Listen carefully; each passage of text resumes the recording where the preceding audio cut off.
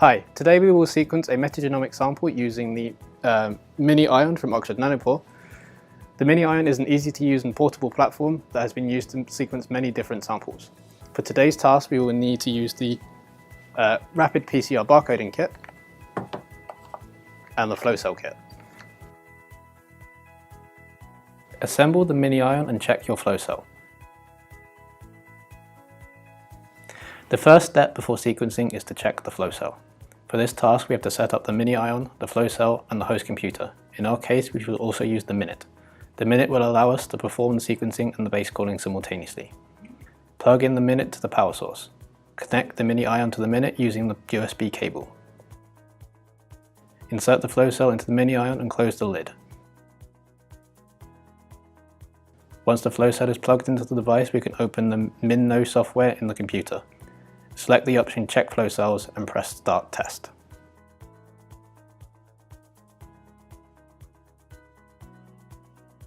Sample preparation. This is a quick preparation kit that requires Ampure XP beads at room temperature, freshly prepared 70% ethanol in nuclease-free water, and 10 millimolar tris HCl at pH 8 with 50 millimolar sodium chloride. By having this ready before starting, we will ensure that we are as fast as possible. The protocol starts with 10 nanograms of DNA sample in 7.5 microliters. Then we add 2.5 microliters of fragmentation reaction mix. We flick the tube to mix and spin down as required. Now the sample is ready to go for the incubation step where the sample will be tegmented. The conditions for incubation are 30 degrees for 1 minute and 80 degrees for 1 minute. When the sample is removed from the thermocycler, it must be placed directly on ice to cool down. Now we have to set up the PCR reaction mix, and we do this by adding the following.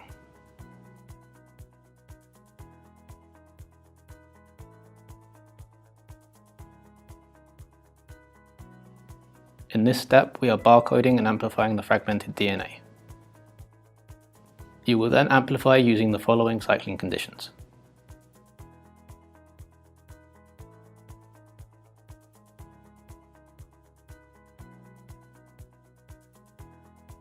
Once the PCR is finished, transfer the sample to a 1.5 ml DNA low bind tube. Ensure that the Ampure beads are at room temperature and are well mixed.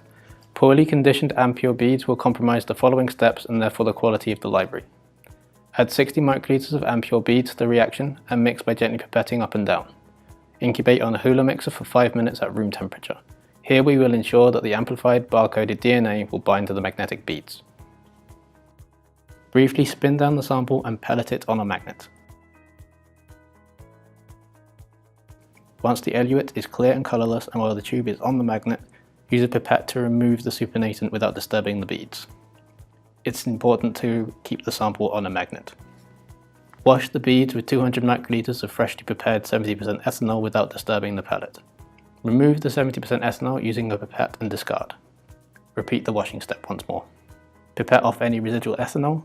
Allow it to dry until there are no droplets visible, but do not allow the pellet to dry to the point of cracking.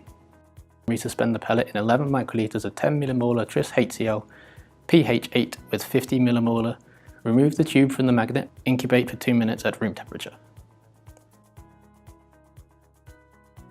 Pellet the beads on the magnet until the eluate is clear and colourless. Remove and retain 10 microliters of eluate which contains the DNA in a clean 1.5 ml Eppendorf DNA low bind tube.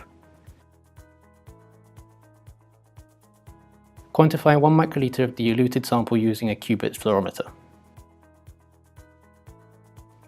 For the qubit assay, we have to prepare the qubit working solution by mixing 1 microliter of the qubit concentrated assay reagent and 199 microliters of the dilution buffer. Then prepare the tubes with sample from a 1 microliter of sample and 199 microliters of qubit working solution. The tubes with standards are prepared with the 190 microliters of qubit working solution and 10 microliters of the pre-diluted standard. Use the qubit fluorometer to calculate the concentration of your DNA library. It is then possible to calculate the amount of DNA you need to load onto the MinIon. In our case, we will load between 50 and 100 femtomoles of the library in a final volume of 10 microliters. If dilution is required, use the previously prepared buffer. The prepared library is used for loading onto the MinIon flow cell. Store the library on ice until it's ready to load. Tape station. Pay special attention to the fragment size, yield and quality of the sample that is required in order to characterize the DNA of the sample. In this case, in order to determine how well the sample preparation has gone, the genome screen tape and the 2200 tape station from Agilent Technologies can be used. Mix 10 microliters of genomic DNA sample buffer with 1 microliter of genomic DNA ladder. Mix 10 microliters of genomic DNA sample buffer with 1 microliter of sample. Centrifuge. Launch the 2200 tape station controller software, load the sample, screen tape and tips.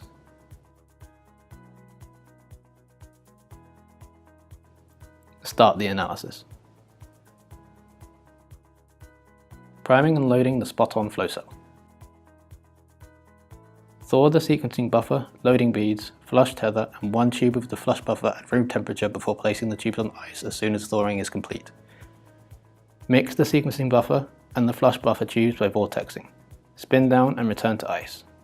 Spin down the flush tether tube, mix by pipetting and return to ice.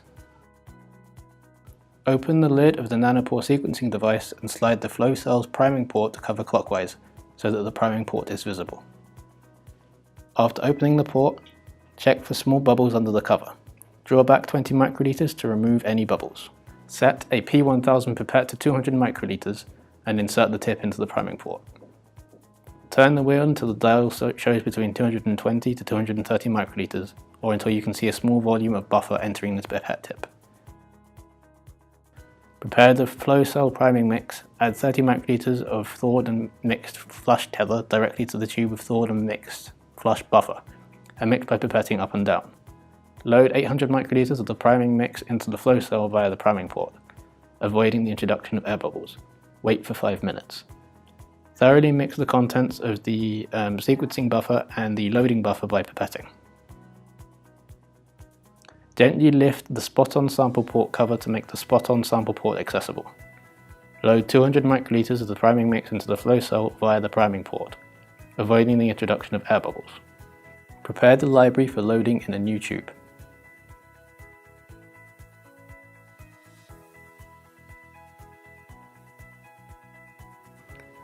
Mix by pipetting and load the sample in the spot-on port. Do not touch the flow cell with the tip. Instead, let it fall down drop by drop onto the spot-on.